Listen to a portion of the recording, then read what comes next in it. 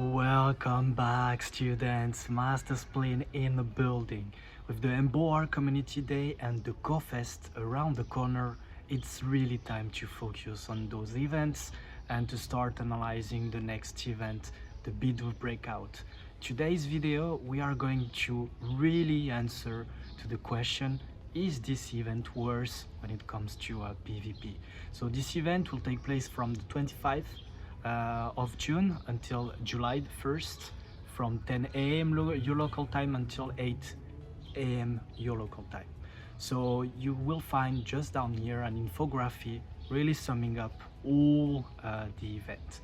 So obviously it's going to be the introduction of a shiny Bidoof. I know that Bidoof has a particular place in everybody's heart, so it's going to be a great first opportunity to grab the shiny.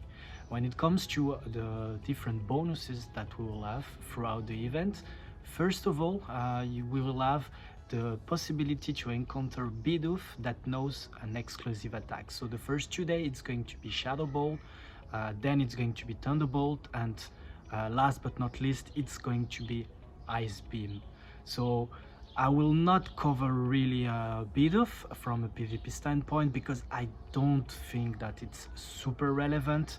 If you want to have more information, I really advise you to go check out Swag's Tips video. We will put down the link in the comment section because he really made a great analysis of Bidoof performances in potential Little Cup or Elemental Cup likewise format.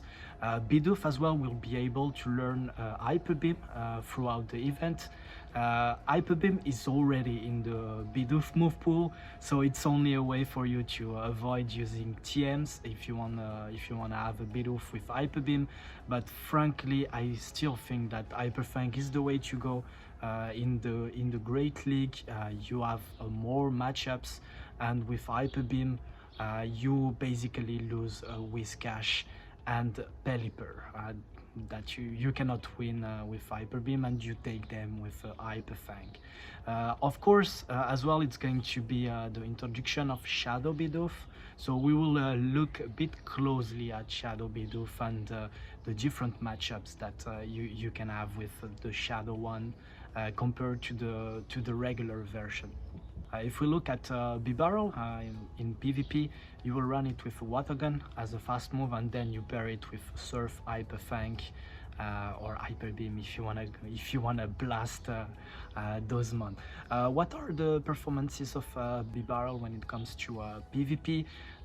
In the Great League, you can see that it picks some nice wins.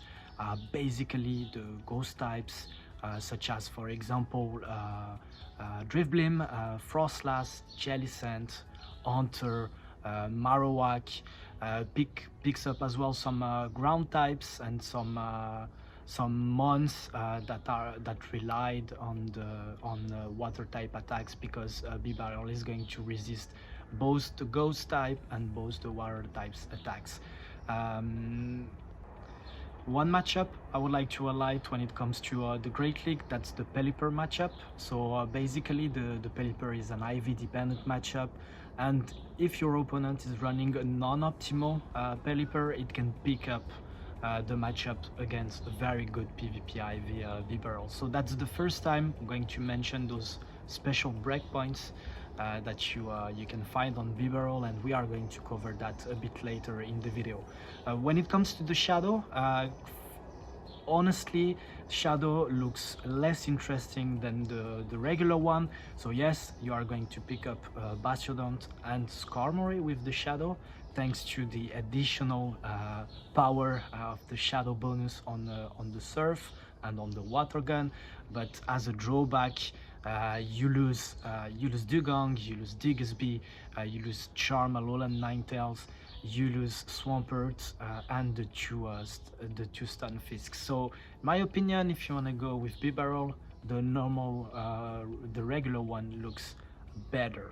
So looking at those at these mons that Bibarel beat, it looks like it's less a mon for open metas, but more for restricted metas. So how Bibarel is doing, for example, in Silph. to answer this question, I'm going to leave the floor to a special guest, TalonFlo, that is going to really analyze how Bibarel did in the last Silph Cups and why you should really build a Bibarel if you want to participate in restricted formats such as Go Battle League Special Cups or Silph metas. Thanks, Sergio. Despite being underwhelming in the Open Great League, Bibarel has some impressive Silph results. To be fair, in most formats, Bibarel is completely useless. There are many better water types out there. But what if we have a format in which many normal types are allowed, but only few water types? This has happened before on multiple occasions. All formats with more than one Gale Wing are like that. In the first Ferocious Cup, for example, water was really important to beat Nidoqueen, Alolan Marowak and Lyron.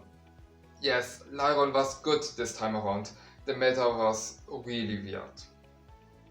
The alternatives to Bibarel were Vaporeon and Suicune, but most people chose Bibarel because of its better normal type coverage. It was even better in the Toxic Cup. Water is really important because of all the ground types running around. The only alternatives to Bibarel were Qwilfish, who was weak against ground, and Ludicolo, who had a crippling flying type weakness. Bibarel rose to the top, and in the end, Bibarel was the most used Pokemon in the entire format. Same goes for the Ferocious Cup 2.0. Umbreon was finally banned, so Bibarel became the #1 Pokemon in this meta. That's right, Bibarel was able to dominate 2 entire Silph metas. This is 2 more than most Pokemon ever could. So if you want to play Silph, Bibarel is definitely a requirement. Okay, I'm finished. Make sure to subscribe to my PvP Academia. The rest of the video is up to Sergio. Thanks TalonFlo for this really interesting analysis. So we have seen that really Bibarel shines when you have like a restricted meta. So really, to conclude, what are our recommendations when it comes to this event? If you are, let's say, what I call an intermediate player or a casual player, you should really focus on finding a good PvP IV Bibarel throughout this event. Bibarel is going to spawn massively in the wild, so it's going to be a great opportunity to do so.